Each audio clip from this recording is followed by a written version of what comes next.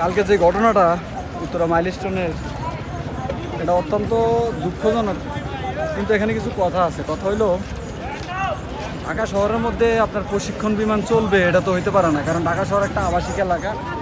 এখানে প্রায় ৩-৩.৫ কোটি মানুষ বসবাস করে।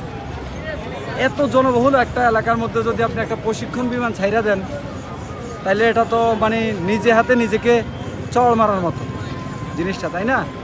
আজকে যদি একটা কমার্শিয়াল বিমান হইতো, যে একটা কমার্শিয়াল বিমান এখানে পড়ে গেছে, তাহলে ঠিক আছে, কমার্শিয়াল বিমানের রুট এটা করতেই পারে হয়তো বা যান্ত্রিক ত্রুটির কারণে। কিন্তু একটা ফাইটার জেট যারা চায়নার তৈরি, তাও 1996 সালের মডেল, এখন পর্যন্ত সেটা বাংলাদেশে চলতেছে।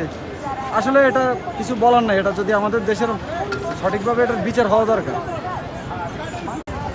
কালকে যে ঘটনাটা উত্তরা মাইলস্টোনের, এটা অত্যন্ত দুঃখজনক, কিন্তু এখানে কিছু কথা আছে। কথা হইলো, ঢাকা শহরের মধ্যে আপনার প্রশিক্ষণ বিমান চলবে এটা তো হইতে পারে না, কারণ ঢাকা শহর একটা আবাসিক এলাকা। এখানে প্রায় ৩-৩.৫ কোটি মানুষ বসবাস করে। এত জনবহুল একটা এলাকার মধ্যে যদি আপনি একটা প্রশিক্ষণ বিমান ছাইরা দেন, তাইলে এটা তো মানে নিজে হাতে নিজেকে চড় মারার মতো জিনিসটা, তাই না?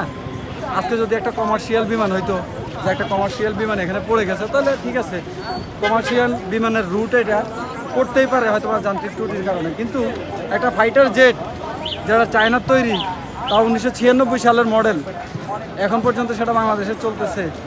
আসলে এটা কিছু বলার নাই, এটা যদি আমাদের দেশের সঠিকভাবে এটার বিচার হওয়া দরকার।